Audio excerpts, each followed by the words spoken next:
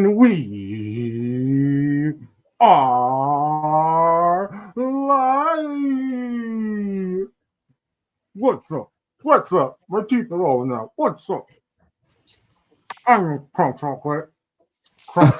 Crunk Dracula. Cruncula. Welcome to the live stream. This is really hard to talk in.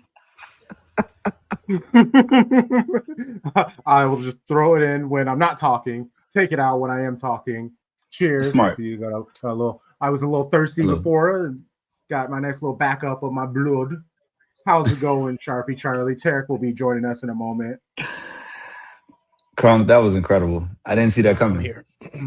I had no idea that we were getting. This is my most vampire shirt. What's up, Tarek? What's going on with you, man? Hey, we had a little mix-up earlier.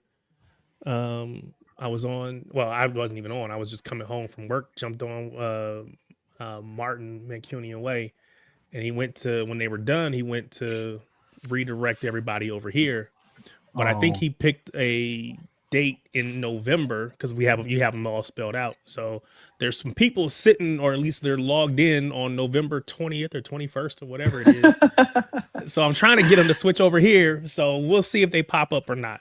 But if you did make it from over there, big ups to you. We appreciate you, regardless of where you're from. Thanks for joining tonight. What's up, Daniel? You got to see Crunk put on the vampire look.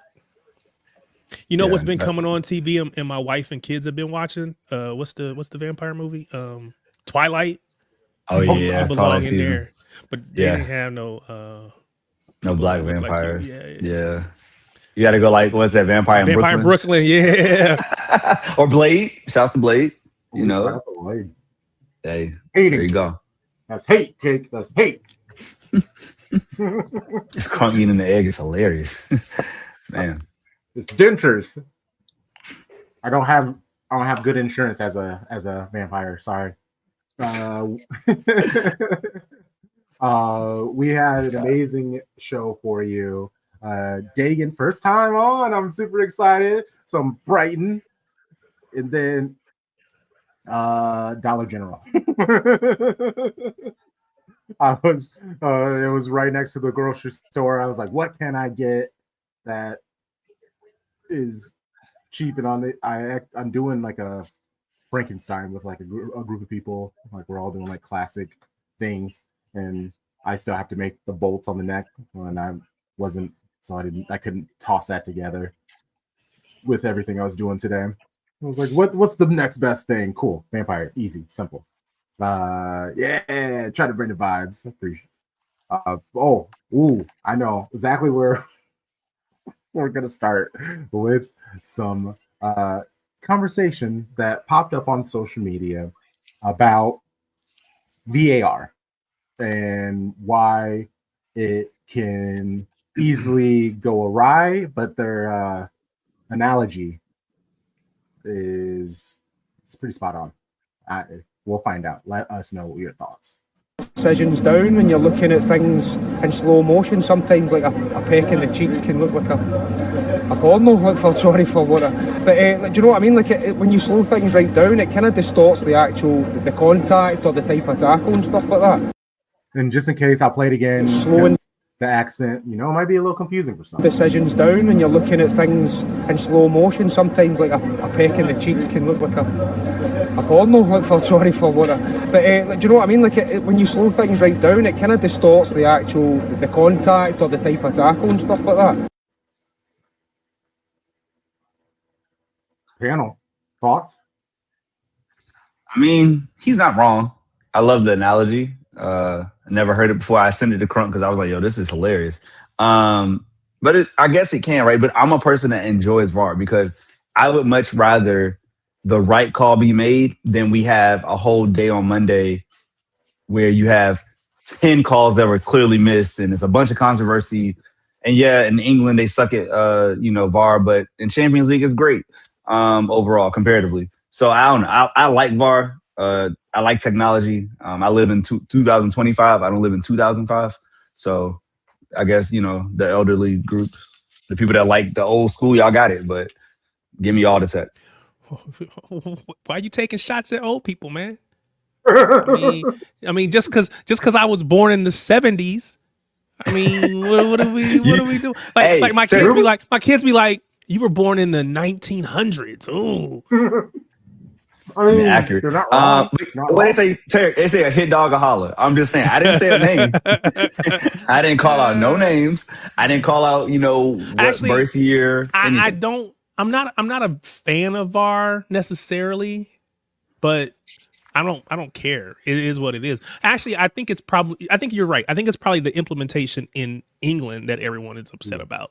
The way that they choose to implement. And I say choose because it feels like it is a choice because everybody else seems to get it right. Why can't you? Y'all the most watched, biggest, all the most money, but you can't get this right? What are we doing? It tells me that you don't want to get it right.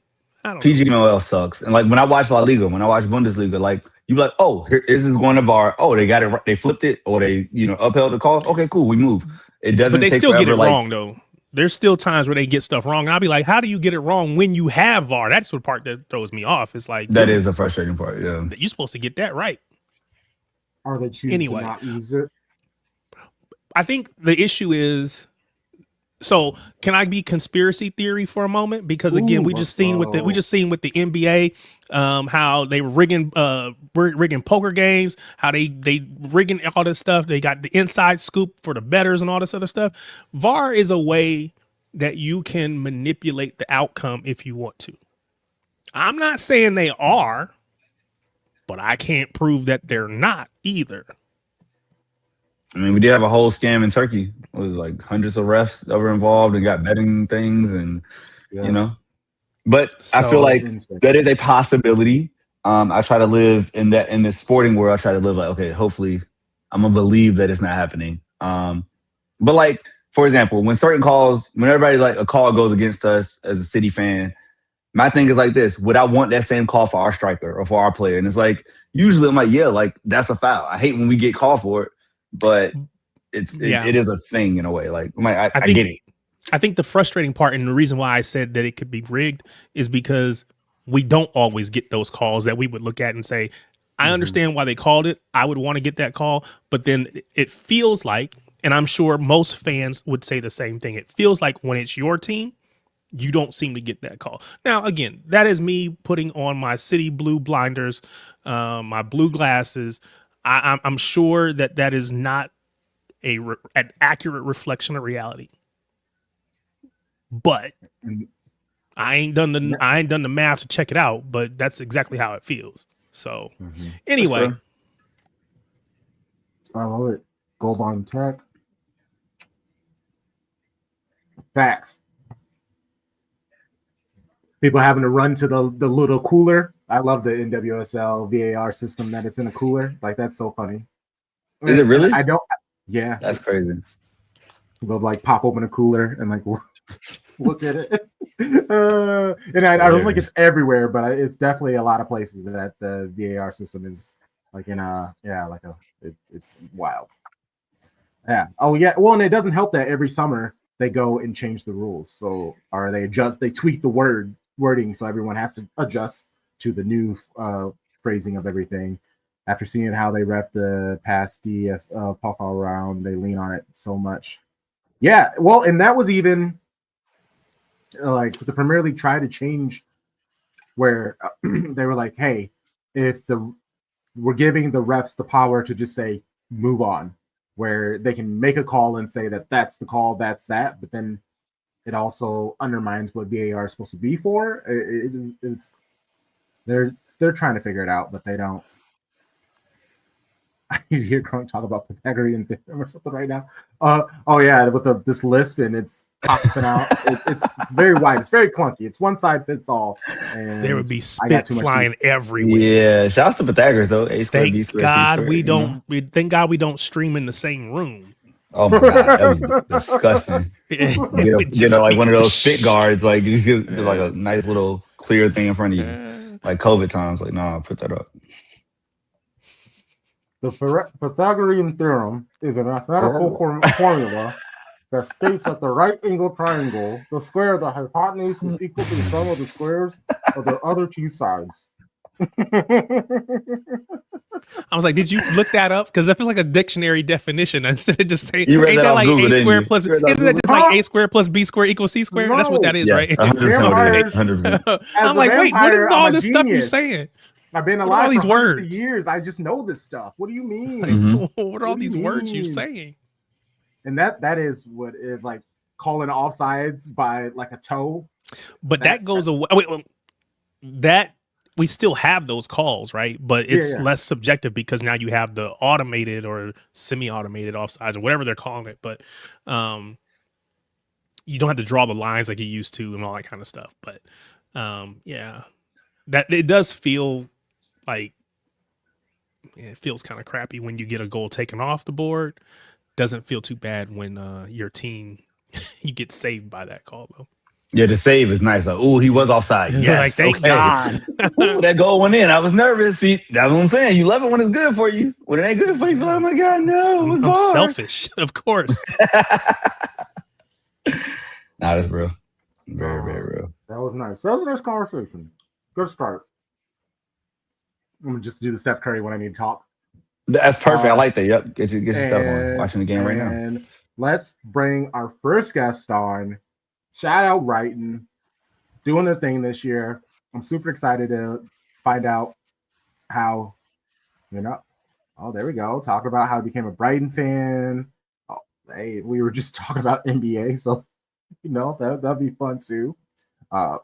Let's bring him on for the first time. Shady Gang, give it up.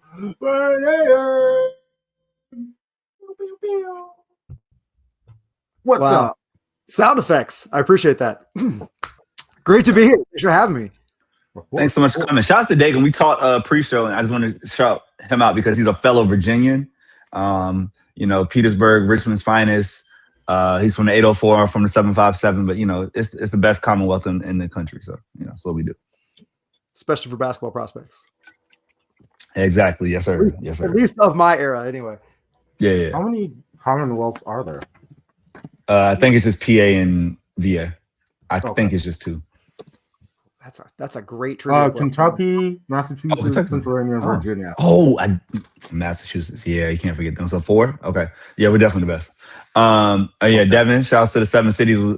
Hampton alum. Had homecoming and a birthday weekend. Yeah, My man was outside. He was. Yeah. Good times. Good times at the Bay. Okay, and as an American fan of the Premier League, how did you become a supporter of Brighton? Okay, I'll try this to not make this too long. So I was not a soccer fan at all. I've been a coach my whole life, played basketball and tennis, coached basketball and tennis for 22 years. But my daughter, who is now 13, in the summer of 2022 was about to start playing travel soccer. And I decided to stop coaching because I didn't want to miss her stuff. And I decided, at the urging of some friends, you need to pick a Premier League team to follow. And I was on vacation, and during my vacation, I did a big research project. And if you follow me on Twitter, you know that I'm a big nerd and I like data and I make spreadsheets.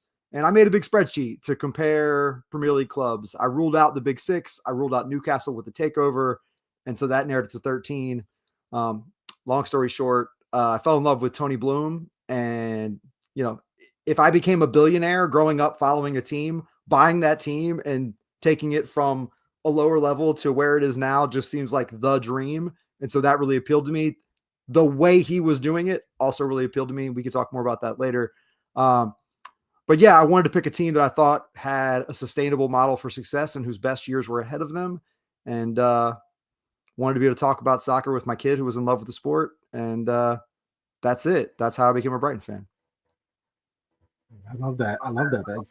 That's not too far off of even Tarek's kind of like story as well. Like, so that's dope. Okay, who were your top 3 other than Brighton? So it's really funny. The final 3, the other 2 were relegated in the first year that I became a fan of Brighton. So that was the 22-23 season. Watford. No, it was Oh, Leeds. okay. They had a Oh. huge American contingent, and a lot of people were like, "Yeah, they have all these American players and American manager." But ultimately, I was like, "Well, that could be short-lived." Turns Oh, out, that year, it yeah, was yeah. short-lived. Right there, Jesse Marsh and Aronson, who I guess is still there. If Tom Yeah. Baumont was here right now, he would say, "Fuck Jesse Marsh." Yeah, he really hates Jesse Marsh. And yeah, they had Tyler Adams too. I knew it was somebody else. And the other, and again, like I'm a diminutive athlete, and Foxes Never Quit just appealed to me so much. So I considered Leicester, but Leicester, they had their best year. They had their big win. Mhm. And so I was like, you know what? I wasn't there for that. I don't want to jump on that bandwagon either. And Brighton just felt right. I like the beach, and yeah, just it felt right. In addition to all the sort of the metrics that I was looking at, and again, trying to pick a club that would stay up. Ultimately, that was the You big did. determinant You did. so far. You did. Great choice on that. So I got to ask, picking Brighton, picking a club that clearly has the recruiting model down pat, right? You all are always finding talent. We asked Sonny this question, but I like to ask different people. How does it feel to know you have at most 3 years with your best players? Like, how attached do you get? Is it like a joy when you say like, oh, we broke a new record, like with, Caicedo and, whatever, like and McAllister, like, how do you stomach that? So I'll lean on Giannis here. Go back to basketball. Do you remember when the reporter asked Giannis Antetokounmpo the question about, is this season a failure? Yeah. Right. And he said, did Michael Jordan fail all the years before he won a championship? They were steps to success. All of these sales for Brighton are steps to success. We can't compete with City without all of these sales building the wealth and sort of long-term profitability of the club, so that we can, now we're on the level more with, financially closer to clubs like Everton and West Ham and Villa. Like 22-23, we were at the very, very bottom of the league in terms of wages, in terms of what we could spend on players in the transfer window. That's changed dramatically, where we spent, $200 million in one window 2 summers ago. So I loved Caicedo. He was one of the players that I fell in love with. I told anyone who would listen, he was going to be one of the best CDMs in the world. And I've been watching soccer for 2 months at that point. But it was just apparent he was different, right? I hated to see him go, but it is allowing us to rebuild. And that's what we have to do for now, until we, can pay salaries that the other clubs can pay, until our transfer budget gets bigger, until our, windfall of cash from all the other sort of pieces of revenue that can come into a club. We're not there yet, but steps to success. Hey, quick question. We were talking off camera before we got started, and I know where you're from, and I mentioned had lived in that area for a little bit because of military kid. One of the things as a military brat, you almost didn't really build strong connections to your friends, because they could be gone literally tomorrow, and at most they were gonna be in your life for like 3, maybe 4 years at most, and there was gonna be a whole new group of people. So you built connections and they were strong while they were there, but then it was gone. When these players move on, when you see a Caicedo at Chelsea, when you see all these players that have moved on to other teams, how do you feel about those players? Because I'm sure when they're there, these are your stars, these are your big name players. Do you build a strong connection to them, or do you just say, I know this player is not going to be here longer than 3 years, so I can appreciate him, but I don't go too in depth or too deep with my love for him? No, that's a great question, and I love the way you said it in that experience, because I think that's real. That is akin to what I would say it's like, is that, there's a good chance they're going to be gone, right? Not everyone is left.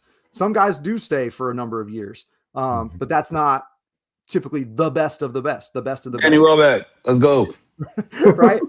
Guys My that are guy. on the guys that are on the downside of their career. So the first jersey I got a name printed on was João Pedro when he came from Watford. To Okay. mention Watford again.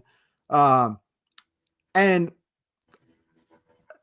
I gravitate towards guys that have a swagger, a bravado, and I just thought he brought that edge, and so I loved that, and I feel like that's something we're lacking right now. Is that sort of the guy who's like, no, get on my back, I'm going to take you across the finish line. Like he was that guy, and so I think I'm always going to have players that I gravitate towards. I just have to know in the back of my mind they might be gone next year, and again, hopefully they are a part of one of those steps, right? Getting us to Europe again, winning a trophy domestically, and I like being a person that people can come to and be like, tell me about this guy who we're getting now, right? Mm-hmm. If they're fans of a bigger club, like a Liverpool, we sent McAllister to. I don't get too tied up in the way guys leave. I think most Brighton fans, especially long-term Brighton fans, they do get their feelings hurt when a guy asks out mid-season. We don't have a replacement. McAllister, it seemed like there was a long runway where we knew he was going. He had a tearful goodbye on field with the Zerbi, and he's one that everybody feels like he left the right way. Cucurella kind of pushed his way out, made a scene on the way out the door, so he's booed every time he touches the ball, and still is. And so I think it depends for a lot of fans how they feel. So do you put Baleba in that Cucurella conversation? Because it feels to me as a neutral, it feels to me like he's made his mind up, I want to go, and is less than 100% there mentally. Now, maybe that's just me looking at it from the outside. You might feel different. I've been wrestling all year with that same question. He did come into the season with a groin injury.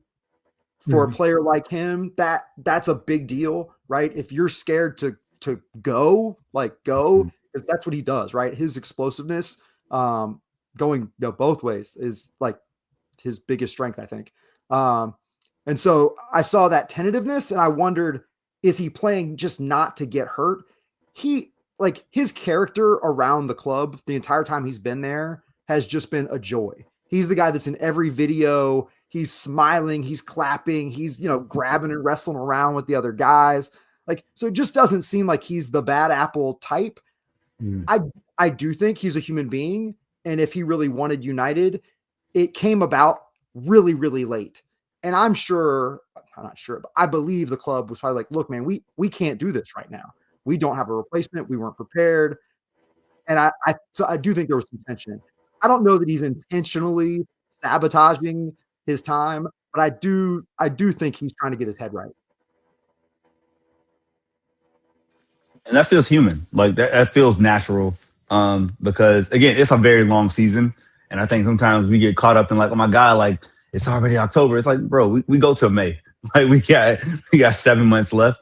So hopefully, because here's the thing, I support Brighton. I want you all to take points off of everybody but City. So for you all to make a run would be great for me. That means that you're knocking down some giants. So I hope that he can get fully fit and, make things happen. Because if I had to choose a squad to make it to the Europa League, I don't want it to be Spurs or United.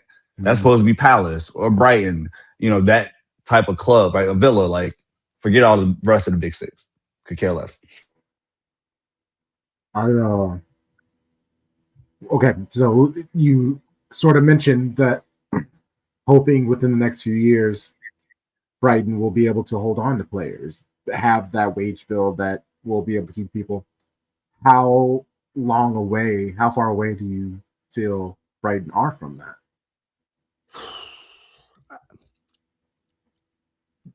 The tough answer is that it depends. Like we have to get Europe to be able to keep more of our best. That's fair. That's fair. Yeah, I mean, I think every other year is where we need to get to, and realistically, we're probably at a place where every third or fourth year we're going to get it. And so I think that's the tension point. I think with a lot of our fans, we had Europe. We were qualified in 2022, 23, played 2023, 24. We haven't found our way back yet. Right now we're in 13th, and people are, I think, worried, and they hear the struggle between the goal and the expectation. Tony Bloom's goal is to get to Europe, but I don't think that's his expectation. And so I think there's a disconnect between those two things, and fans saying, well, he wants to get there, this manager's not doing enough to get us there. Is he the right guy for the job? I'm very much we've got the youngest manager ever, and he's produced results at a better rate than De Zerbi, who came before him. I feel like it's hard to fault the guy. Like, if you brought him in, you couldn't realistically expect he would do a whole lot better than he's done. And if, daggone it, you guys would have finished the job and won the cup, we'd be in Europe right now. Okay. Hey, hold on. Blame the refs. Well, because VAR. that's the Yes, only VAR. time Yeah. that they allowed a keeper to come out of the box and hit a ball. Like, that literally happened, and it swung the entire match. I just want to put that out there for the record. I was watching. Believe me, I am with you. I was 100% a City fan on that day for lots of reasons. But no, it was a red card. Should have been a red card. It's always a red card. I don't understand it. I was just talking about it in the background of the pod that I recorded today with Alvin Obsessed. Yeah, how close we were to Europe and how something like that, even indirectly, changes the fate of a club. It's just unbelievable. I mean, same thing happened like Villa, right? Like Villa was like, they were a point off or whatever for making Europe. And then like, because they didn't, now they had to sell people and they couldn't, buy it. It really is like the end of the season. I love Kronk's outfits today. Hilarious. But yeah, it really does change your fortunes. So you're a City fan going as a Brighton fan for Halloween. I'm a City fan going as a vampire Brighton fan. Yes. Yep. That's it. Mm-hmm. It's great. That's good. I got this stuff. It's one of a kind. One of a kind. Sorry, Charlie. I got admittedly very distracted. It was like we had. No, that's fair. All of the best band, Halloween costumes you have to explain yourself. I got it at the Premier League event in Chicago last year.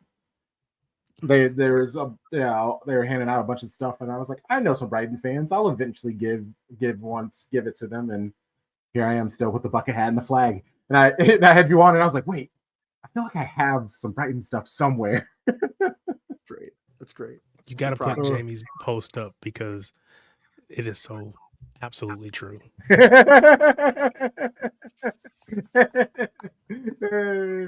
Oh, and I did. That's so good. Oh my God. I did. I worked saw me there. Crunk Seagull. Crunk Seagulls. And also, this made me like sad all over again. And, and we'll talk about it more when she comes on. But yeah, that was pain cave. Okay. Fabian Hersler. Yeah, I've had a few different Brighton supporters on for like match previews and lit streams, and he really divides people so much because you can see the promise, but the team is very inconsistent, and I can't tell if that's just because of his age, because he's just like Welbeck is older than he is. So it's like how seriously can you take a manager that like the oldest players on your squad are older than, and he has to kind of like learn that and all those things. So I see through the topic you want people to be patient, so you're not a Hersler out type of person. But yeah, give us your thoughts on him. So, caveat: every manager makes mistakes. Yes. Anybody who follows sports is always going to disagree with the coach decision here or there. I don't like Minte on the left, for example. I think he's wasted there. But there are reasons why a manager might do such a thing. I think the manager gets more right than wrong. I think Devin's point in the chat is a good one. The guy who most fills the gross void is Hinchelwood, and he's been out. He got hurt in the 3rd minute of the Bournemouth game, changed the complexion of that game. We had to make a sub. And I think our season, sort of took a turn there. So the facts are, if you look at the records, and people will say, well, De Zerbi was in Europe in his 23-24 season. But De Zerbi in the 22-23 season, he had us on a 58-point pace. The reason we got more than that is Potter had won 2.2 points per match in his first 6 matches before Chelsea snagged him. So we were in 4th when De Zerbi came in, and we finished in 6th. But his own record, if we had matched his record in those 6 games that Potter managed, we wouldn't have gotten Europe. In fact, we'd have finished 10th, not 6th, which is But our fans believe De Zerbi single-handedly got us to Europe because he managed the game that got us to Europe. But the reality is his pace was 58 points per season. And the pace Herzler's been on over his now year plus is 59 points per season. It's not dramatically better, but it's better than De Zerbi even in his best season when he wasn't contending with Europe. So people will say, well, we spent all this money. Well, also, we lost all those players. Like, we lost Caicedo, we lost McAllister, we lost Gross, we lost João Pedro. Like, all these guys have gone out the door, over the past couple of years. We had money to spend because of our success for sure. The other thing I'll say is this guy doesn't lose very often. He's lost 12 matches in 47. That's the best percentage of not losing of any manager outside the Big Six ever in the Premier League, ever. That's insane. But no one cares because we have disappointing draws to bad teams, right? That's the inconsistency, Crunk, that you were talking about. That gets people frustrated. But I have a hard time, again, coming to this, even as a new Brighton fan. I want us to stay up. You know what keeps you up? Not losing. If you are hard to beat, if you only lose 10 games a year, you're never getting relegated, ever. I know our dreams are better than that, but I just feel like if he's that good at staying in matches and coming from behind and getting results against the Cities and Chelseas and Liverpools and Arsenals of the world, which he's done, we got points against all those teams on our home field last year. I think we had the best record against the Big Six of anybody, including the Big Six themselves. So it tells me he's got some talent. You don't beat those teams by accident, right? We have better talent. No, we don't. We don't have better talent in those teams. So how do we beat them, right? People see say he doesn't have tactics. You can watch games and see the tactics on display. They just aren't as rote and obvious as De Zerbi's. And De Zerbi got found out over time. And I think he'll probably get found out eventually in Europe. France is not as strong as the Premier League, obviously. But, he's not winning every match there. He's doing well for sure. And they've spent a lot of money to help him. But I feel like the bar that gets set at De Zerbi isn't actually real. His actual results are not as good as the mystique. People just like his aura. He's got the aura, which great. That's gravitas and that's wonderful. I think he also wears out his welcome pretty fast, which is true. He did at the club. He rubbed a lot of people the wrong way. Hey. I will say to that De Zerbi point, right? When he first came and that style, I was like, oh, this could be a potential Pep successor, right? It's what you want to see. It's the type of football, aggressive. We're making short passes. We're playing with the ball. We don't just kick it deep, right? But like you say, practicality, you got to manage for the club you're at, not the club you want to be. Unless you're Vincent Kompany and say, hey, forget you, Burnley. I'm going to go to Bayern next. That's kind of what it is. But it is cool to see you as a supporter understand and have realities about what your club is. Because some people only live in the dreams. And I feel like that just leaves a lot of stuff for failure or disappointment. But it's being happy with the fact that, hey, we are here. As a City fan, I've seen everything I could imagine in the last 10 years. We're not going to do those things again. It is impossible to have City go on another 4 year straight Premier League streak to probably get a trouble. Troubles only happen once every 20 years if you're lucky, right? These things are very rare. So it's if you don't adjust your expectations, I feel like you're always doomed to be frustrated. And why do people choose misery? But I guess that's sports. Well said.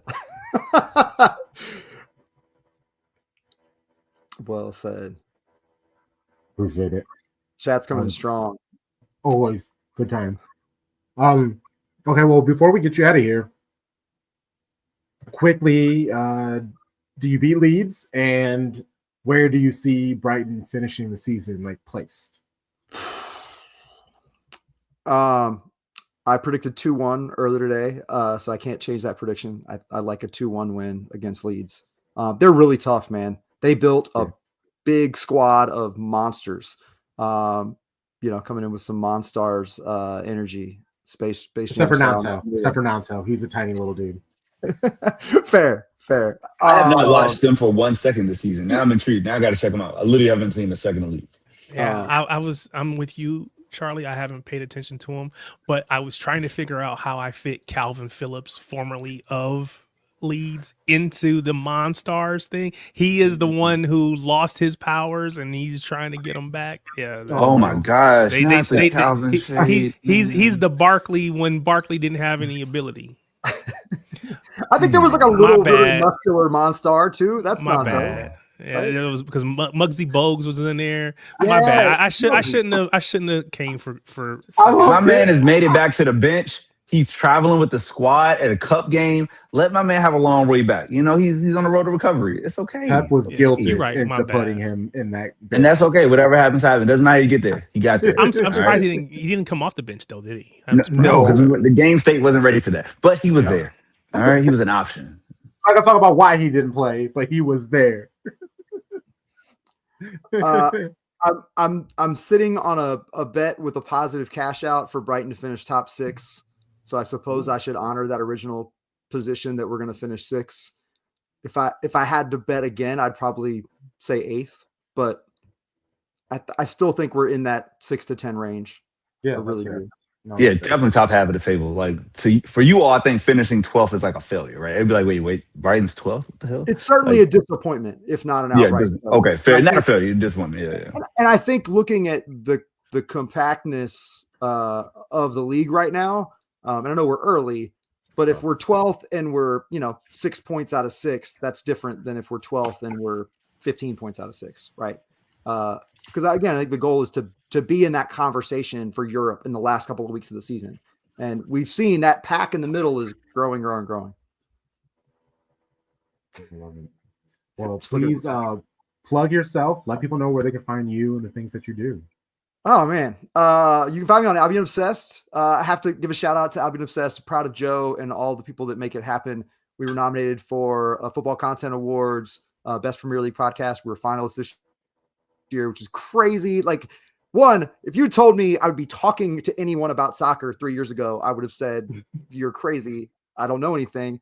Now to be seen as somebody who is a somewhat expert on tactics and is the guy to talk to about Brighton, that's pretty bizarre. But you can find me. My handle is there, BHA Fan USA on Twitter. I'm still on Twitter as far as I know. You can actually find me on Blue Sky, and I'm just BHAFC. I got on Blue Sky early. I think that was your doing, if I'm not mistaken. I think you sent me that Blue Sky invite in the very beginning. I was working really hard to try to get football people over there, and even I made the account. And then I just sat on it for a little bit, and I would hop over there to see like how it was going, and then I'd go back to Twitter, and then So we're mainly on Blue Sky. Nice. But you can find me there and wherever. I'm just really honored to be asked to do stuff like this. You guys do great work. It was funny talking with Joe. I've heard from Sonny being with you guys that you're terrific, and you guys run a great show. The intro was fantastic. I was like, this is great. So I just appreciate being here. I'd love to come back anytime. Yeah, for sure. Definitely won't be the last time, man. You got to have Virginians back as much as possible. That's the thing. Yeah, I know. Exactly. I want to get more of the backstory. Like, I don't think I got to know you guys. You got to know me. I want to hear stuff. I'm surprised you haven't got hit up for your Blue Sky handle, because like Brighton and Hove Albion women is there. And you're probably the reason why the men aren't on there. Yeah, I'm surprised they haven't hit you up and been like, "Hey, sent you some signed jerseys, some signed memorabilia or whatever." Yeah. They usually use. I did that on purpose because they usually use official BHAFC on all of the handles, and so I didn't take that on purpose. But I was like, well, if people get on here and they're looking up Brighton, this is what they'll search. So I'm gonna be the main a thoughtful supporter. Look at that. See, not a pure capitalist, just a man that wants a little bit of attention. I love it. Well, a little capitalism, but not like outright where I'm gonna take you out. But if you throw some money at me, I'll take it. Yeah, sure. Who might say no? I would say I have a kid. I got to support my family. At the end of the day. Exactly. There you go. Oh man, we appreciate you. Have a good rest of your night, man. Oh, thanks so much, guys. I really appreciate it. Yes, cheers. Yeah. Okay. Dagan, the homie. Love it. Yes, good people. Actually, here we go. Since I'm just repping other people's teams, well, this is actually my team, so there's not much representing to do. But let me put it on. Let me get ready. Give it up, fellow Angel. Actually, she's the ACFC vampire who made me the person who talked me into becoming an Angel City fan. Give it up for one of my favorites, Jaimie. To be honest, guys, I think he probably would have preferred it if I had actually just bitten him and turned him into a vampire, as opposed to giving him this fandom of torture. I think he probably would have preferred that, because he needs to be kept humble. It's good though. It's good. You know, someone told me the other day, like, "Oh, have a good weekend," and I was like, "I let sports teams dictate my outcome of the weekend. So you look online and tell me later if I've had a good weekend or not. We'll go from there." Don't tell me what to do. Have a we are good not having weekend. a good week. We are not having a good week right now because the Dodgers are currently ruining my damn life. You gonna give me all this ruin damn my traffic, bet. the least Fuck you the can Dodgers do is right now. win. Fuck the Dodgers. Because what the fuck, bro? I'm so pissed. I'm so pissed. I have no idea what is happening. We're gonna lose to the power of friendship, which, you know, it happens to everyone. Everyone loses to the power of friendship at some point. But apparently, I don't know. Mookie Betts forgot how to hit. I don't understand. Like, the man just said, "I'm never gonna hit again." I don't know. Like, it doesn't make sense. For those that don't know, Max Muncy. Oof. I just want to say this out loud. I had a $50 play that the Dodgers would win by -1.5 games. That means you either sweep 4-1, 4-2. Oh. None of those are happening because after they were up 2-1, they just lost back to back, and the last one was embarrassing. Like what the hell was that? Embarrassing. So embarrassing. Like, it's not like you lost a pitcher's gym where it's like a 1-0 win. Okay, cool. No, they just kept hitting and kept hitting and kept hitting, and I was like, what the fuck? So now I'm just like, you know what? Canada, go take a win. You know, you lost Drake, so if y'all get a win, y'all got it. Go ahead. I'm supposed to win because Drake follows Canada. That's the Drake curse. How are we fucking up the Drake curse? We can't even get that right. I know. They better figure it out tomorrow. Kendrick is looking down on all of us. He's probably like, "Don't play not like us in the stadium till you win again." Is what if I was K-Dot, that's what I would say. Well, there's no more games this season. There's no more games this season. So that was the last game at Dodger Stadium this year, and I hope that they go to Canada and make those people. I was going to say bad words. Make those people feel better. You know, we don't win at home though, apparently, except for like when we can't be there. But so maybe it's good news that we're going back over there. Maybe we'll, knock it down. But who knows? Who knows? Oh. We do have Japan on our side. They are quite nice. Not Roki cleaning the entire dugout after the game the other day. It was him just picking stuff up. And I'm thinking to myself, bro, there are 2 other Japanese people. Go call your brother in and be like, why am I the only one picking up trash? This is our culture. I was like, poor guy, just because he's the rook. That's hilarious. I don't know, guys. It's been a tough season for LA. Sparks didn't do well. Galaxy's a team, I think, still that plays in Carson right now. I'm not sure. Oh God. We're struggling. We're struggling. But it's all right because,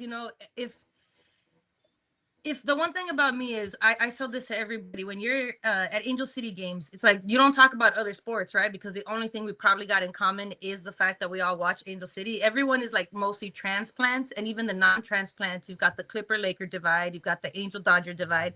So it's like a lot of times I don't think I have met one person that aligns with all my teams in LA the entire time I've been here. But every team this season that I follow has done so well in reminding me that I have like other passions in life because they're doing so bad that I'm like, I like reading. Let me go check out the library. Let's pick some books up. Let's get it. Like I'll be like, you know what? Let's learn woodworking. I have ADHD. Let's pick something off the list that we haven't tackled yet. Or maybe I'll go take up tennis, something. But I just it's been so hard. And even when we don't win on the field, you think could we win in the front offices? No. Look at the Dodgers. Look at Angel City with their whitewater ass comment after, we got that one player writing nonsense in the New York Post. Like, so I'm over here, like, when they were talking about winning the lotto to buy the team, I'm waiting. I will buy that team and I will fire everybody. But as soon as I get enough money, we're buying Angel City, guys. Jaimie, can you let us know, like, what, for those that aren't aware, I have no idea what happened in the New York Post, who said what, like, give us the tea. Oh, sure. Yeah, okay. So a player who I'm not going to name names because you don't need to know her. You just need to know that she's a bench warmer who's played like 88 minutes in 3 seasons. Mhm. So she wrote an op-ed in the New York Post talking about how the NWSL, if we want to continue advancing it and pushing it further and growing the game, needs to make sure that it stays the NWSL. They don't want any trans women to be allowed to play in the league, which, let me tell you right now, the amount of trans women that plays in the league is fucking zero. It's fucking zero. That's So a it is MAGA a talking point. whole That's a big MAGA talking point. Mhm. Yeah. So it's this whole thing, and this is a person who signs all her autographs, with a inscription of John 3:16 at the end of it, which Hmm. I've got no problem with that. If you're a religious person, you can be a religious person. You're signing your autograph, cool, not a big deal. But up until this story, I was like, there's no reason to suspect this person's not cool. Like, just because you're religious doesn't mean you're not cool. But she then went and, decided to expose herself instead of writing a really nice, I'm retiring because obviously I'm not getting game time and I hope that the, league grows. She decided she was going to go out, fires blazing on this very ridiculous stance, talking about scientific points that aren't really relevant in the way that you describe them. Everything is context, right? And using talking points that are transphobic, that are racist. Like you have a player who just transferred onto your team who's an African American woman who is constantly berated about this subject, and you want to go out of your way to write this op-ed. You don't post anything ever anywhere, but then you put 15 paragraph posts on Twitter. And the worst part is she has received like 2,000 new fans in the course of releasing that article on like followers, right? But that's why they So do it, because it pays for them. It pays off. We see the same thing with the swimmer chick. Again, we've Yeah, they need a seen new more grift. from her. We've seen more from her after losing than we ever did when she was trying to actually be and compete or whatever. So it's like, I can't do this anymore, but I know I can get paid off of this. It's a Yeah. grift. yep, The Griffins real. Like, it's that's what they do. They set up for the next thing. And here's the thing you said about the 2,000 fans. Like, we know that I'm so sorry. no, That RCC is Austin real. 3:16 comment got me. Sorry. But it's funny, like, because Go ahead. here's the thing: there are hundreds of millions of people that support those causes, right? Sadly, in this country, like, it is such a big following. We don't want it to be in the cities we live in. Some of us, like, you don't feel it, but most of this country is trash. And I will say that because they elected Donald Trump again. So most of y'all are dumb. And then you have dumb things written in the Post, which is a Republican talking piece, and Trump loves it and all this. So it's sad, but it doesn't surprise me that would be the grift. Like, hey, how can I get out of this? I don't play. I'm not good at this sport. Let me go become a talking head and get on MAGA and get in that circle of death. I mean, I think the one thing we've learned is that hate pays. Like we've learned that pretty well. Like it's the entire base on so many different things. But it always it amazes me how the FO can do so good in some things and then be so trash at others. Like the way they came about, with everything that happened with ICE, and they released, the Immigration City, football club, and they really had the support. They really felt that. I felt that in the stadium. Like, you've got our backs. You're trying to work with us. This is amazing. For then you to turn around and release a statement that is so. It was one sentence, and I'm just like. It felt like you weren't trying to address the main point. I understand people can release opinions, but when those opinions lead to hate and targeting of a player on your team, I feel like there should be more acknowledgement there about how that rhetoric is harmful and that you don't stand for that and that you're going to support your player. Like, how is Priska going to feel safe in the team? I mean, granted, we don't know what's happening behind walls, right? We don't know. However, Yeah. allyship is important.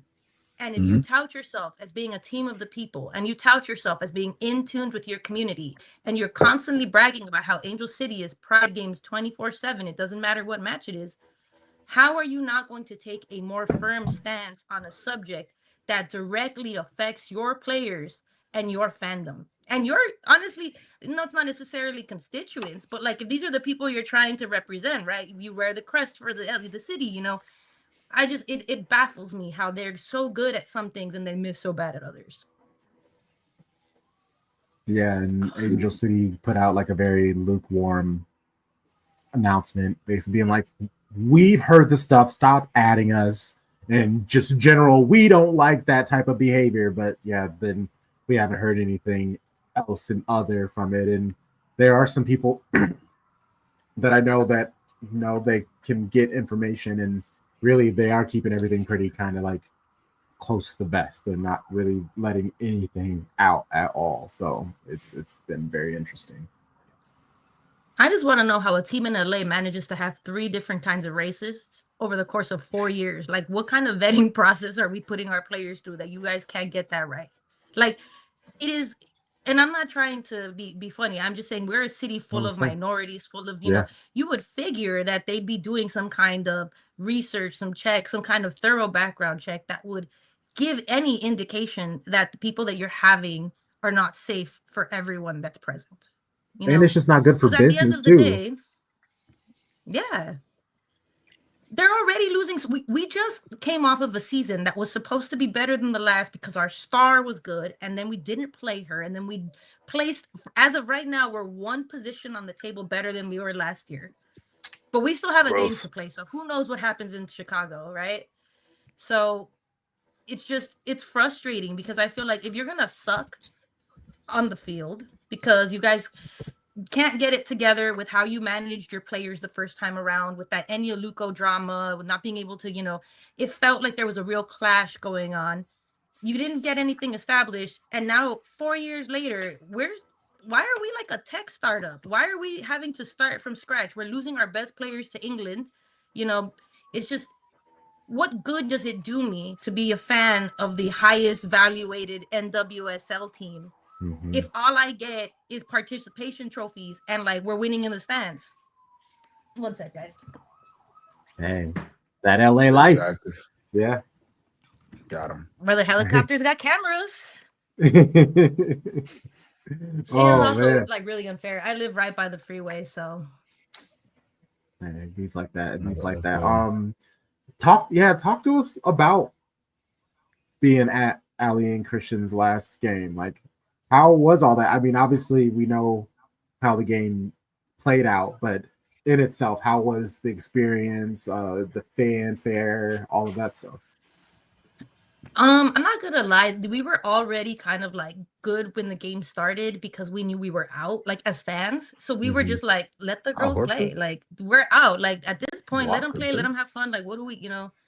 It's a matter of, if we're already out, I can expect us to see them. And I'm glad that he played them, because I don't know. I feel like our coach is really adamant on trying to build his play style out. I have at least been very grateful that since he's come around and he's made these staff changes, the midfield is stronger. Like, we actually have more midfield towards the end of the season. I've noticed more plays, you know, like Emma, Emma, for our coach from the USA, was talking about how she likes when the team gets more than 8 passes, right? Like, it shows control of the game in one sequence. And we were finally forming sequences. It wasn't just like, oh, we pass it in the middle. Damn, there we go, defending.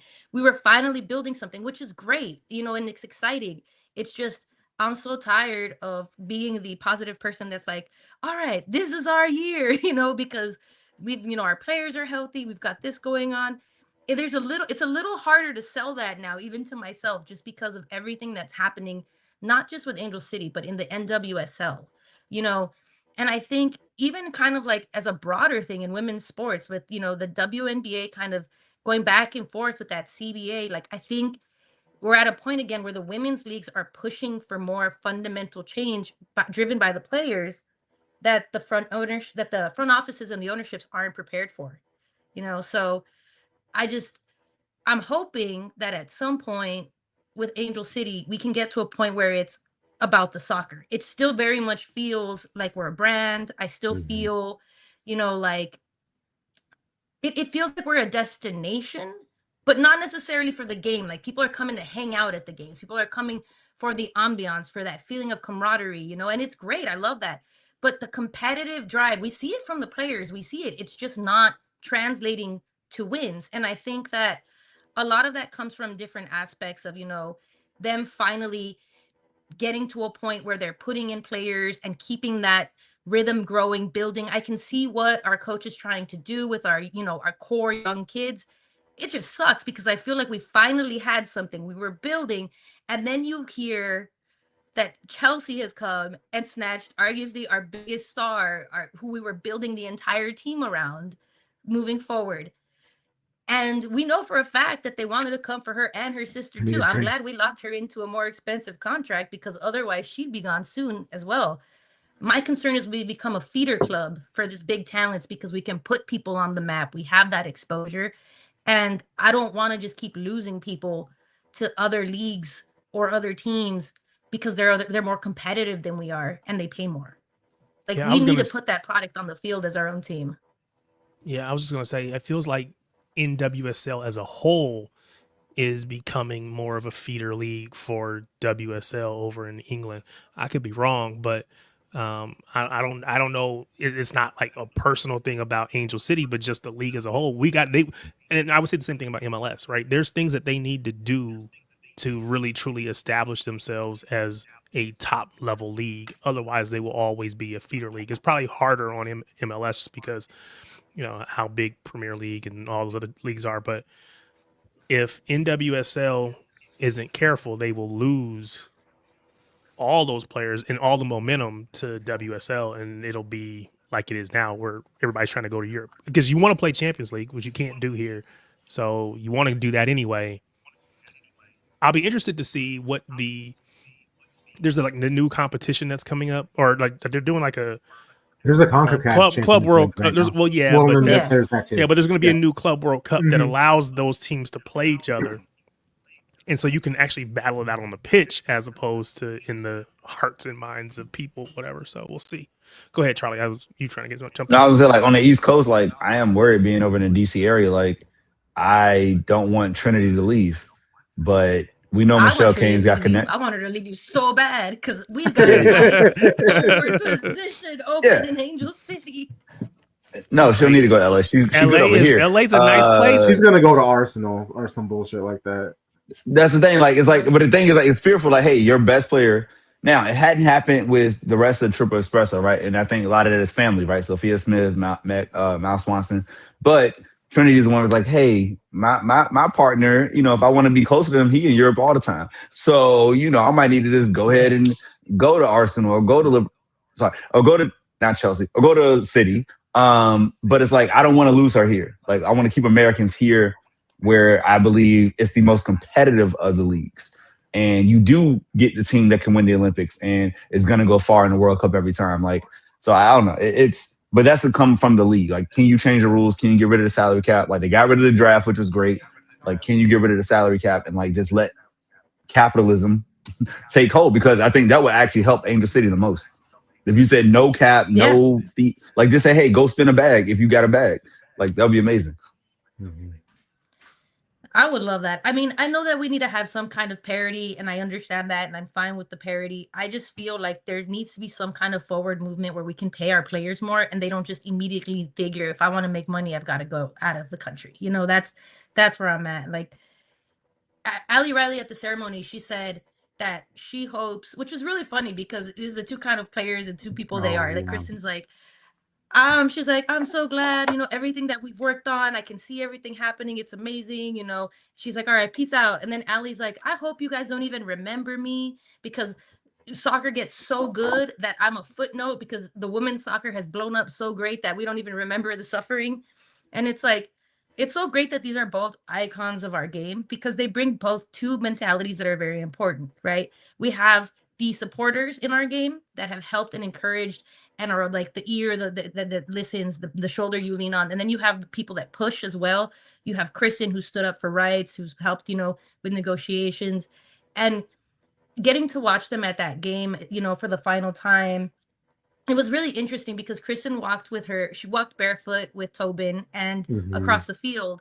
And it kind of, which was what she said she wanted. She said she wanted to end her feet, her career barefoot, on the grass. And she did. She got to do that, ground herself and all that. And I thought it was really sweet for her because I think it wasn't so long ago that she couldn't even really tell people she was with Tobin, And so there's a lot of progress to be made, and there's a lot of positive things that I took away from that, like that last game.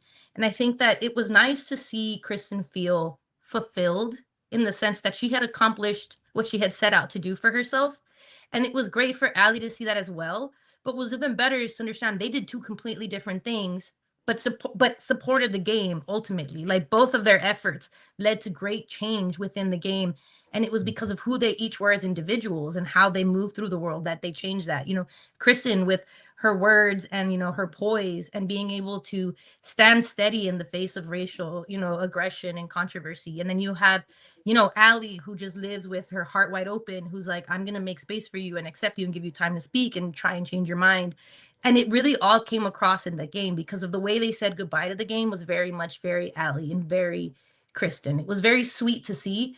And like everybody was crying. I'm talking about like grown men too. Like it was really great to see because it was no one laughed. Like that's what I mean. Like, you know, like everyone was like there, everyone like was emotional. And like I saw this guy like tearing up, and this little kid looks up at him and goes, and then just goes back to watching the game. Like, it's cool. Like, it's all right. It's okay. It'll be okay.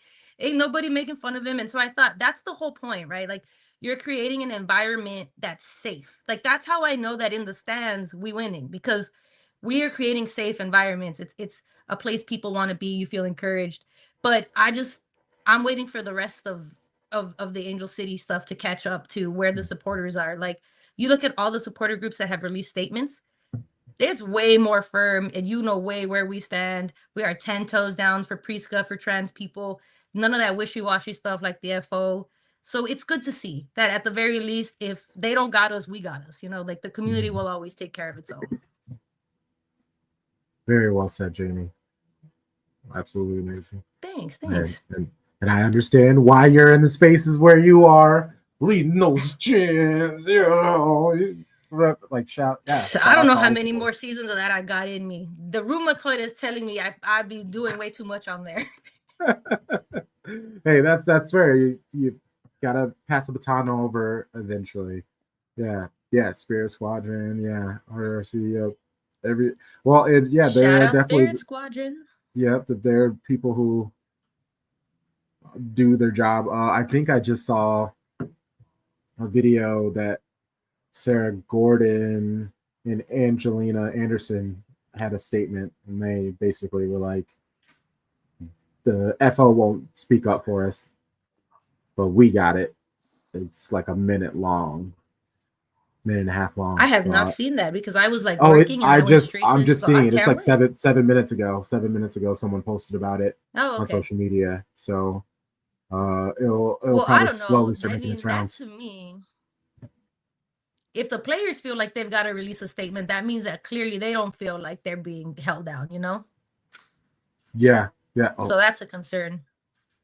Sarah Gordon. I don't know, Amy. I got a friend named Helen who's going to fight you for those words. And because she swears that she's her wife. Best content is anything involving Sarah Gordon. Just 1,000%. One of God's chosen few. Oh my gosh. God bless. Woo!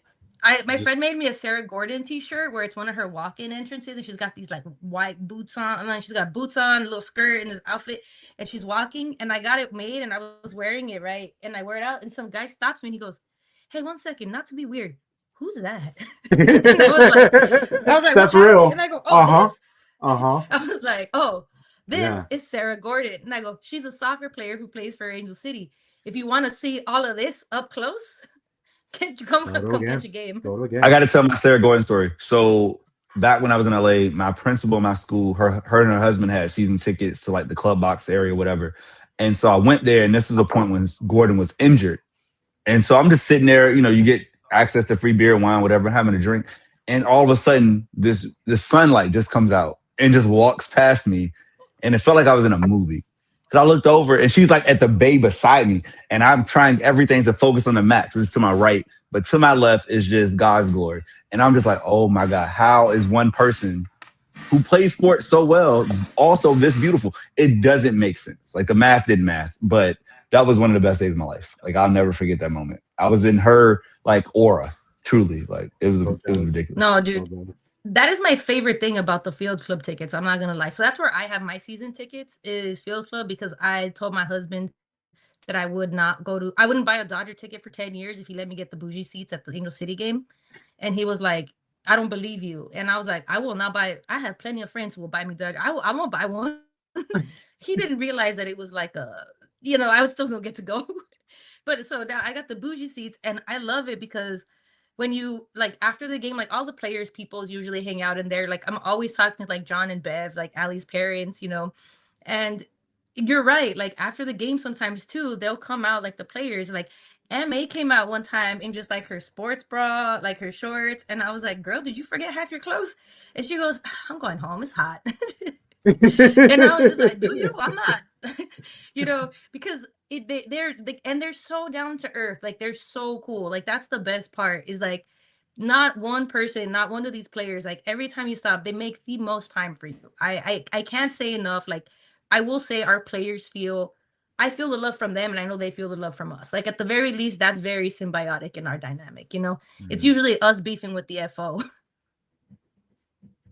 Yes, you are right, Amy. John and Bev are everyone's parents. It's almost like we have a group responsibility to take care of them at games because they'll wander away from Allie or wherever, or Lucas if that's Allie's husband, and then next thing you know, you'll see her looking around. I'll be like, John, Bev, Allie's going to look for you. Everyone's always ushering them over, like John, Bev, Allie's looking for you now. That's hilarious. Oh, I'm gonna that's miss hilarious. that at games. I hope they still go. I mean, honestly, it wouldn't surprise me. Yeah, if she's there just as much. Well, not probably, obviously, just as much, but I'm sure she's probably still going to be there a lot. Yeah. No, oh man. Living so close to the stadium, I'm sure we'll be good. Oh, facts. That's facts. Let's see what I'm trying to see if there's any more Angel City. Actually, I wouldn't mind talking about this whole Goldberg shading Asuka thing. For our wrestling All right, heads. I came up with a comparison. Okay, because I figured not everybody here knew Goldberg and Asuka per se, so I came up with soccer equivalents. Okay. So somebody, Goldberg, wrestler, very, he's got his own awards, very renowned. Let's say he's comparable to somebody like Zoltan, very powerful, very brash, very in your face. It's all about the power, right? Very showmanship, but also kind of a dick when he does it. But everyone still kind of likes him for it. That's his whole shtick. Then, so he has his awards, and basically he makes a statement. He goes, "Oh yeah, well they gave some girl, and she beat my record." And he made it seem like he was like, "Oh, they just gave some girl and she beat my record." And he made it very passive. It was trying to make it seem like it wasn't that as impressive as it was. He was speaking down to her, right? Because he was kind of annoyed at it. But he's speaking down to somebody that I would equate to like a Sam Kerr. Because Sam Kerr is fast, dynamic, powerful, charismatic. People like Sam Kerr. Sam Kerr's a star all within her own right. Different from Goldberg, right? I mean, different from Zoltan, but still amazing. You can't see Zoltan shading Sam Kerr and that making any kind of sense because they're the same level of badass. But it's crazy to me that Goldberg, being the kind of guy he is just like, oh, some girl. It's like, bro, you're so dismissive. The women are having a moment in WWE. They're the more fun storylines. Up until Naomi got pregnant, that was the thing I was most excited about. I loved seeing her. That hurt my heart and I was happy at the same time. I was so happy. I was like, Big Jim, you bastard. I was so hyped. I loved her. With her Stephanie Vaquer runs, like it felt like she dropped the act and was genuinely just being Naomi for once and letting us all in on it. The freaking scooter when she'd run over people's feet with it, like it was just such great content. So to me, it's like, why would you? It's the thing of like, why would you diminish your sport? I understand, especially in wrestling, women's sports and men's sports, they cross over far more than any other type of sport. So what makes it maybe doubles tennis, right? But it's something you can cooperate a lot more. And why wouldn't you want to applaud someone who has done more? Like the way I see it is you always want someone to do better than you because if you're the best that there ever was, did the product ever get any better? I mean, but it was always about Goldberg. Like in that even when he was a wrestler, there's a video that's been popping up around a lot lately, and it's when William Regal wrestled him back in WCW, and William Regal tried to force him to have a real wrestling match, and Goldberg had no idea what he was doing. I mean, he took out Bret Hart, like hurt him. Like Goldberg, for people who don't know, he technically was a failed football guy, but has the look. So people were like, hey, you should get into wrestling. He got into wrestling, but really didn't care about the culture or doing this hard stuff. But it was WCW trying to keep up with WWE. So they put him on this wild run where some say he won 110 straight matches, some say 140, some say 170. Either way, he went this long run without having a loss. And that's what brought him to this whole thing. He has this really cool walkout. It's a lot. It's aesthetic. And then he does like these 3-minute matches where he just beats the person down. Asuka, truly an amazing person for the culture, an amazing wrestler, very entertaining. And she went, it was like 430 days without losing, and she started in the lower league at NXT and was promoted and continued with her run. So it's everybody, like if you're a real wrestling person, you side with Asuka. So Goldberg is saying this stuff and everyone's just like, bro, we already don't like you. And he tried to make it seem like, yeah, like you said, she wasn't as talented, and it was a WWE thing trying to make him look like, trying to minimize his glory because he came from WCW. And someone in WWE breaking his record, it helps people forget about Goldberg, but it's like, no, people are going to forget about you all your own. Oh no, Bret Hart he's gone a long time. Like he's been gone. Like Goldberg is actually injured him and forced him out. It wouldn't surprise me if it wasn't for Goldberg, he probably would still be trying to wrestle. He'd be like Ric Flair out here. Yep. But he pops up every now and then, but he still is very upset because he has been screwed over by a lot of like big people in wrestling. So he pops up, he says his hellos, but that man gets out of there. But he still reps for Canada, always and forever. And yeah, Devin.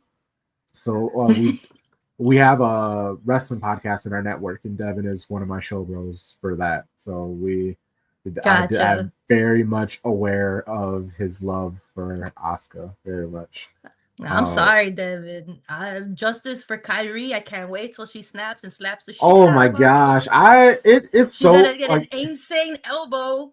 it's getting so funny though, because like there was a clip Oh that no, popped it's out. the best. It is where Kyrie, she's talking and she goes to thank the fans, and Asuka yells at her like, "We don't thank the fans!" And then she turns to the camera and she's just like, "Yes, thank you, fans, for supporting me." And Kyrie's like, "Wait, you fans?" She's like, "I didn't know it." And it's just great. And obviously, it's not in English, but it's so great. It's fantastic. She also does all her own makeup. She like preps a lot of like all of these women. A lot of the women wrestlers design their own outfits. Like Bianca makes all hers.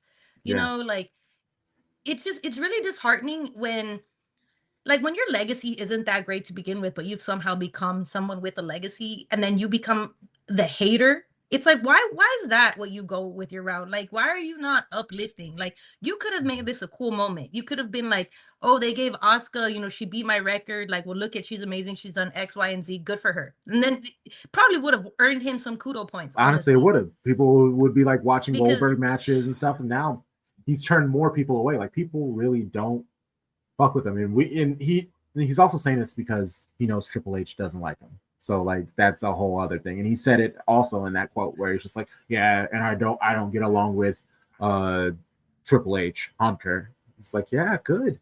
That's why you lost in your last match, even though you wanted to win. Like go to TNA or something, you loser. Okay, It's well, ridiculous. I want to get you out of here with something that all the show bros can talk about, and we have very much enjoyed talking about the WNBA. Yes. It's super unfortunate what's going on with this labor situation, and it looks like the shutdown could be happening, and I'm here for it. Like these ladies deserve everything. We're gonna get a 30-team Unrivaled season. I saw that tweet. We're about to have an extended Unrivaled season, time of our lives. Does Clutch Sports and LeBron, do they come in with their own league, women's league? Because I've heard that. That as a is the possibility. conversation, and I Yeah. would hate that so much. They would start their own women's league, and they would end up eventually rivaling the WNBA. I hate it so much. I feel like I hate that. I don't think we need to be splitting our players and splitting our talent. I think we need to be investing in the right ways. I appreciate he's putting the effort to try and give them a platform, but there has to be.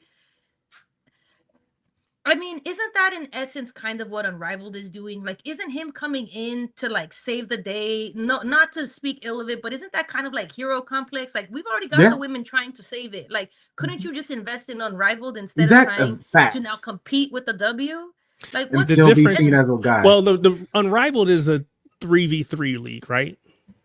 Yeah, but I think they just need the money to be able to do the 5-on-5. It's just so you think they want to become 5-on-5, but okay. So I thought they were similar to the Big Three, where they were just trying to be a 3v3 league or whatever. Because I know they have 3v3 in the Olympics, so I thought they were just trying to focus on that. Whereas this would be truly a 5-on-5 competing with the WNBA. I don't know that I like it necessarily, but it should force the WNBA to step up. Because if we don't, there is someone here ready to take our place. Mm-hmm. I think could you invest in the league itself? Maybe. I don't know. I will say that I think Unrivaled has the potential to become a 5-on-5 if they want to, and be that full, true normal basketball outlet in the winter for the WNBA players if they want it. Versus having to go to Europe at all for 5-on-5 play. But to LeBron's point and Maverick's point and Clutch, they're uber capitalists. And I hate when you see extremely wealthy black men continue to hurt black women, because the majority of the WNBA is black women, in the name of capitalism, in the name of profit. When you have enough, like you said, go invest in a team, go invest in the league, go be a sponsor, whatever. But to actually even try to take away from the fight, I guess in a way you're making it like they have a reason, but we know how these owners and Adam Silver and all of them are going to move. They're going to go to the bottom line, and they don't want to give away $1 they don't have to. So this thought of a league and the rumors, it's cute, but it's not going to do anything. It doesn't move the needle in labor negotiations. If anything, you side with Fee, you side with Asia, you side with these stars, our Olympians, and say, hey, they need to get paid, and you put pressure on it that way. But I will say this, my bias towards LeBron James is so strong, and I dislike him. I think he's overstayed his welcome as a Laker fan. I thought you were going to say no. He's wasting capital. No, I know how he feels about LeBron. Yeah, he's wasting capital and he's old as shit. Yeah. Get the fuck out. He has hijacked the Lakers. We are the Los Angeles LeBron Lakers, because at this point we are doing we have done whatever he's wanted the last couple seasons. Well, until Luka got traded. And that was the thing that changed it. Thank God. It's okay, you're old. Goodbye. You're not going to get a contract extension. You can be dramatic. You can sit on the bench with sciatica that you just got from playing golf, whatever. But we don't care, because you don't matter next year. I'm ready for him to leave. And no, 100% holding the team hostage, making us spend money we don't need on bringing his homies over that aren't actually adding anything to the team it's frustrating. It's frustrating because we could be so much better if we weren't stuck to the whims of what LeBron James wants. And I swear to God, if he's waiting for Bryce, I'm gonna be so pissed. But you know what, Jaimie? We would have been so much better had his dumbass not said, let's go get Russell Westbrook of all people and trade away 2 players on a championship team and Kuz and KCP. I would never forgive him for that, because he forced ownership's hand or front office's hand, and it failed mightily. And then you try to act like you had nothing to do with it. No, you pulled that string. It was a failure, not a GM for a reason. And now Westbrook hates us. As he should, because fuck Bron. He called him fake, with that Will Smith story. No, he's terrible. Hate that, but he hates Laker fans. How is it my fault? You weren't producing. I'm sorry you couldn't make a jump shot, bro. That's not my fault. Yeah. That's on you. Yeah. And still can't. I'm sorry that they call. I'm sorry that Westbreak was such a traumatizing nickname that it hit so good. But if you didn't break, we wouldn't say it. Yeah, would have said it correctly, Mr. Westbrook.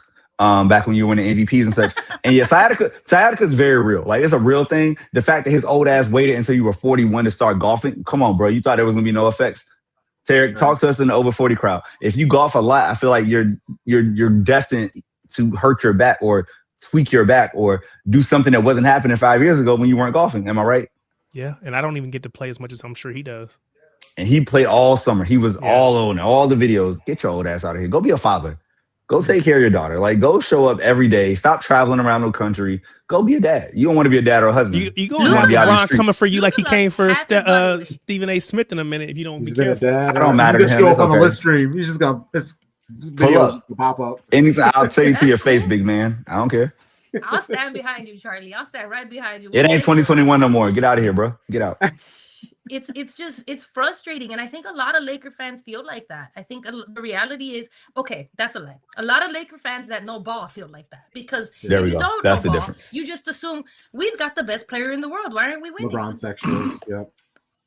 He's not the best player in the world. Is he putting up consistent numbers for someone his age? Not now. Maybe that season, maybe the season before, but at this point, the guy's kind of doing what Kristen Press did, except at least Kristen Press was playing and not out there golfing.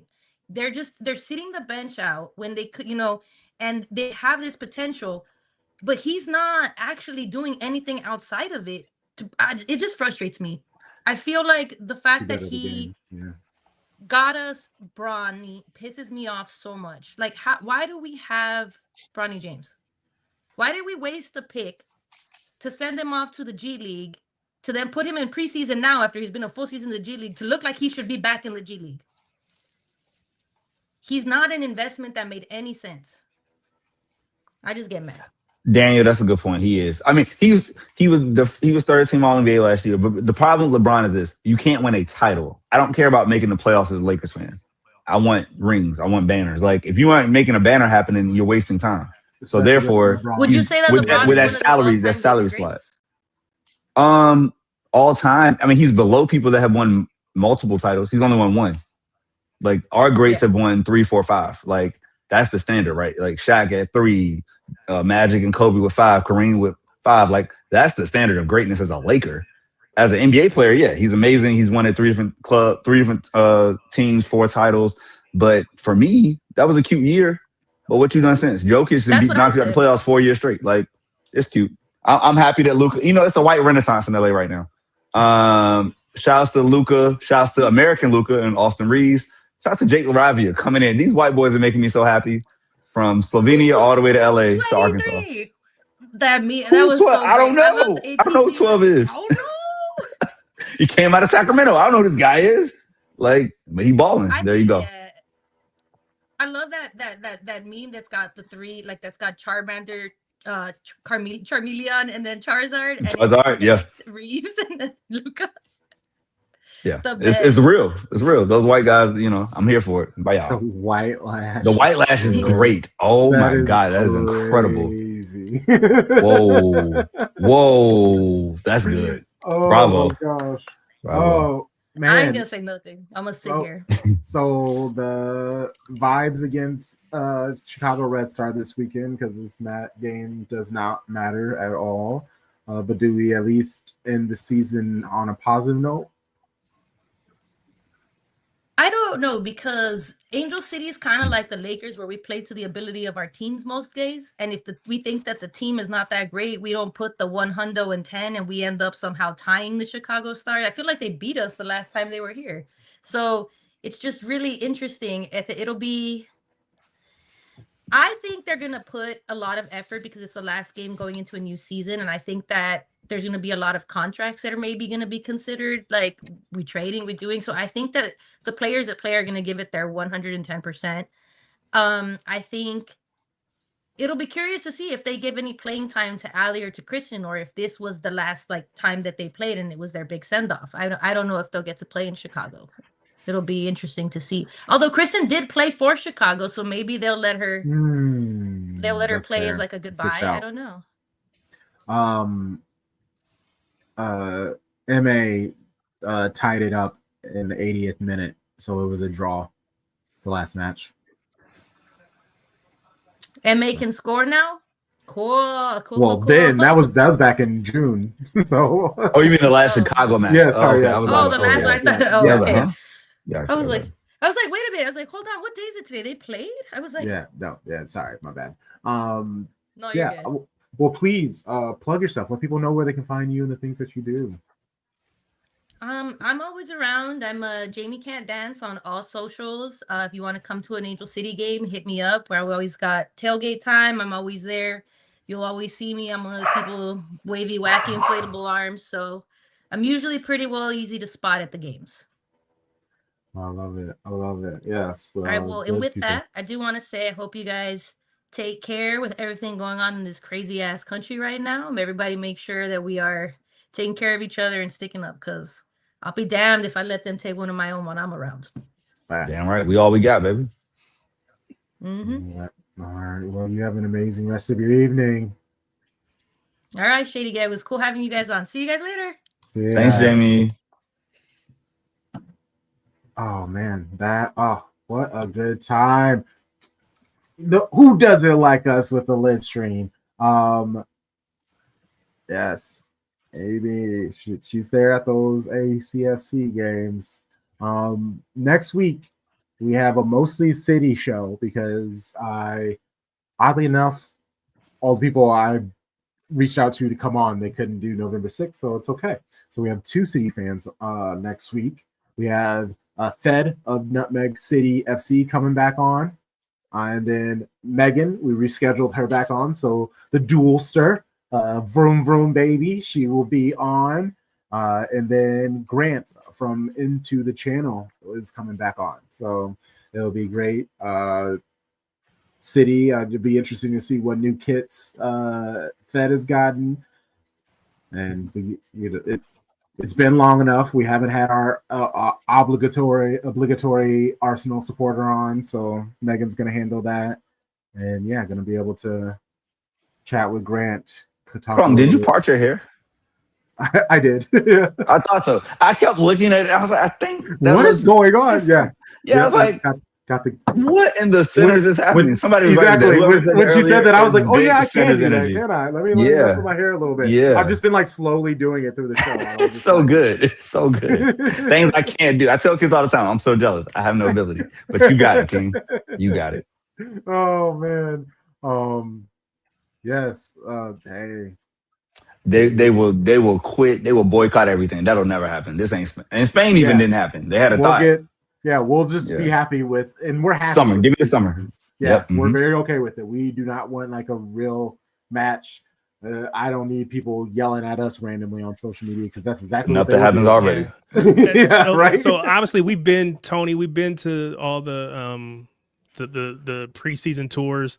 Houston, Green Bay. Yeah, we UNC, went last time they were here. We went as a group. All of us from Shades of Blue went to North Carolina to watch them at Chapel Hill. So I know on my channel there's a video that I did just made up that's got some clips from there. I think probably even Crunk, you probably did like a recap video. I don't know, but yeah, I think I put it on my social media. It's not okay. Yeah, so we definitely support the club. Obviously, we're gonna go anytime they're here in the States, but we are not looking for an actual EPL game. We recognize that belongs over there, and it just gives us something to push to. I know Crunk has gone over already. I've gone to a away match at Fulham, but I think at least for me and Sharpie, we're all trying to get back over there for a home match. So you might look up one day and all of us be over there, although it's an expensive trip. So we need some sponsors to help make that happen. Yes, sir. Yes, sir. But Club World Cup, all that. Yep. Wow. Yeah. Wow. Yeah. Great hanging out with everybody. Be safe this weekend. Enjoy yourselves. Don't go too crazy on the blood. One more silliness before we get out of here. All right, everybody. We appreciate you. You know the vibes. Shady gang. Shady gang. Shady gang.